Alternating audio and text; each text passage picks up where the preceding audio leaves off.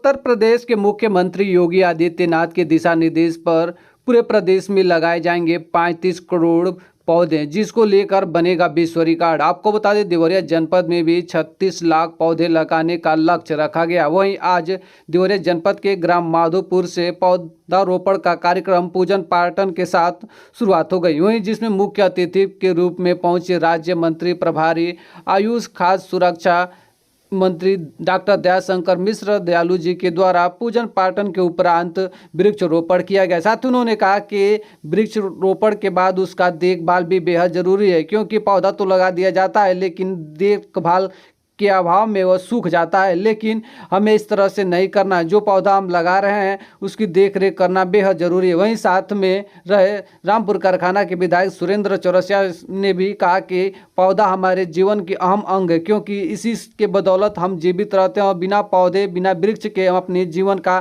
कल्पना भी नहीं कर सकते। वहीं जिला अधिकारी अखंड प्रताप सिंह ने कहा कि हमारी जिम्मेदारी बनती है कि हम एक पौधा जरूर लगाएं। वहीं उन्होंने कहा कि लोग अपने जन्मदिन मनाते हैं, अपने जन्मदिन पर यादगार के तौर पर एक पौधा लगानी चाहिए, क्योंकि पौधा भी हमें जीवित रखता है, पौधा से हमें ऑक्सीजन मिलता है। ये सुनते ही इस संबंध में प्रभारी मंत्री ने मीडिया से बातचीत करते हुए उन्होंने क्या कहा।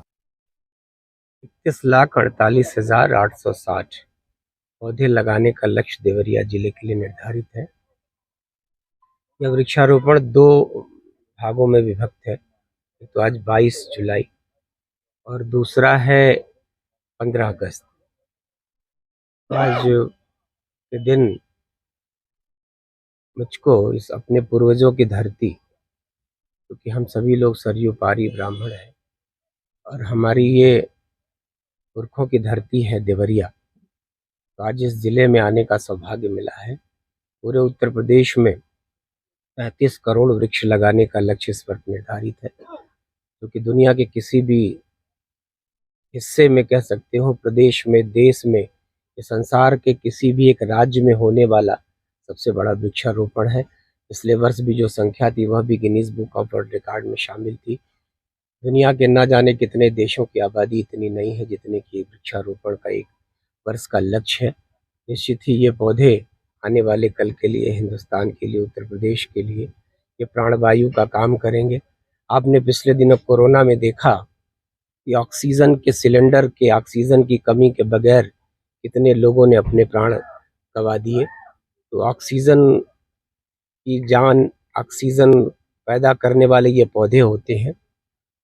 प्रकृति की कार्बन डाइऑक्साइड को अवशोषित करना और ऑक्सीजन देना, वही ऑक्सीजन हम लोग की प्राणवायु है, जिसके चलते इंसान, तमाम जीव जगत के तमाम लोग जिंदा रहते हैं।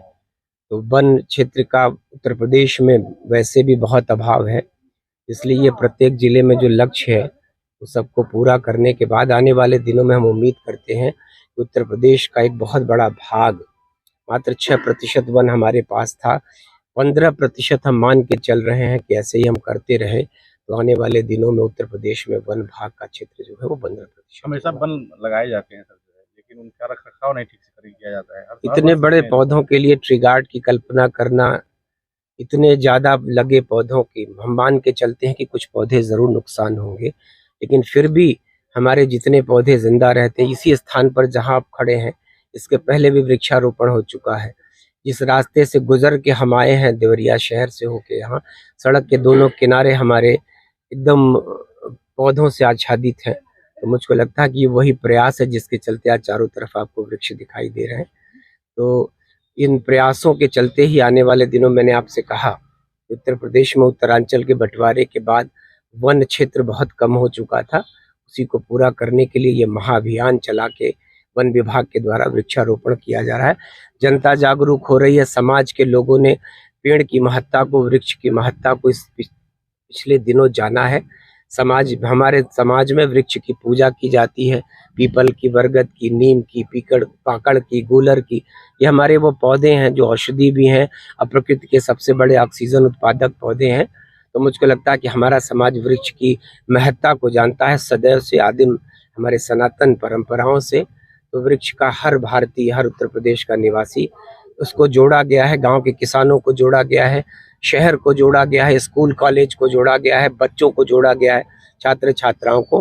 तो ये वो लोग हैं जो पेड़ की हिफाजत करेंगे, समाज करेगा, तो निश्चित ही आपको इन वृक्षों की को बचते हुए आप देख पाएंगे। मंत्री, आयुर्वेदिक अस्पतालों का खस्ता है। जनपद में देखा जाए तो किराए के भवन में अस्पताल चल रहे हैं, वहाँ पंचकर्म की जो विधा है वो नहीं हो रही है। इस तरह की तमाम दिक्कतें हैं, तो इसको आप किस तरह संज्ञान लेंगे और क्या करेंगे इसमें? आज से 6 वर्ष पूर्व 2017 में उत्तर प्रदेश में आयुष का मंत्रालय बना। 4000 अस्पताल हैं हमारे पास, 2110 आयुर्वेद के अस्पताल हैं, 1585 होम्योपैथ के अस्पताल हैं, 254 हमारे पास यूनानी के अस्पताल हैं। छोटे बड़े 4 bed, 15 bed, 25 bed, 30 bed, 50 bed के हम जिला मुख्यालयों पर उत्तर प्रदेश के नए अस्पताल बना रहे हैं। उत्तर प्रदेश के 24 जिले में अब तक हम नए अस्पताल बनाना और पुराने अस्पतालों की मरम्मत करना, क्योंकि ये अस्पताल कभी किसी दौर में किराए के भवनों में CHC में, PHC में हम स्वास्थ्य से अटैच हुआ करते थे, तो CHC और PHC में हमारी शाखाएं हुआ करती हैं। धीरे धीरे हम जिला प्रशासन के लोगों से, अपने जनप्रतिनिधियों से और अपने गांव में, जिस गांव में वो अस्पताल है, उस गांव के ग्राम प्रधान से, BDO से मांग के जमीन जो ही आयुष मंत्रालय के नाम होती है, एक हमारी बाध्यता है कि सरकार वहीं पैसा लगा सकती है जहां की जमीन अपने नाम से हो। आपने कहा ना, किराए की जमीनें हैं और दान में मिली हुई जमीनें हैं, तो उन सबको अपने नाम होने के बाद भारत सरकार उस पर, उत्तर प्रदेश की सरकार उस पर बजट रिलीज कर रही है। हम नए उत्तर प्रदेश के 4000 अस्पतालों में करीब आयुष के अस्पताल के नाम पर हम अभी 800 अस्पताल, आयुष वेलनेस सेंटर के नाम पर 300 अस्पताल हमने योग वेलनेस सेंटर के नाम पर अब तक हम बना चुके हैं। चूंकि मात्र 6 वर्ष, हमने आपसे बताया, इस मंत्रालय का गठन शायद उत्तर प्रदेश ही नहीं, देश के मंत्रालयों में सबसे नया मंत्रालय है आयुष का। 2014 में भारत सरकार में हुआ और 2017 में उत्तर प्रदेश में गठन हुआ। 6 वर्षों की यात्रा है। हमको पुराने अस्पतालों की मरम्मत करना है, नए अस्पताल बनाना है, तो बड़ी जिम्मेदारियां हैं, थोड़ा वक्त लगेगा, लेकिन आने वाले दिनों में, जहां तक डॉक्टरों की कमी का सवाल है, किसी अस्पताल में दवाओं की कमी नहीं है, स्टाफ की ज़रूर कमी है, फार्मासिस्ट और डॉक्टरों की, वो लगातार नियुक्तियां मुझको नई मिलती जा रही हैं। कल मैंने 422 MOCH जो सरकारी हेल्थ के हॉस्पिटल में, आपके जिला अस्पतालों में डॉक्टर आयुर्वेद के, होम्योपैथ के बैठते हैं, कल 422 डॉक्टरों को नियुक्ति पत्र माननीय मुख्यमंत्री जी ने अपने हाथ से दिया। 611 आयुर्वेद के नए डॉक्टर मेरे पास 15 दिनों के अंदर मिलने वाले हैं। तो इस तरह से जितनी भी कमियां हैं स्टाफ की, उसको हम पूरा करेंगे और थोड़ा वक्त लगेगा।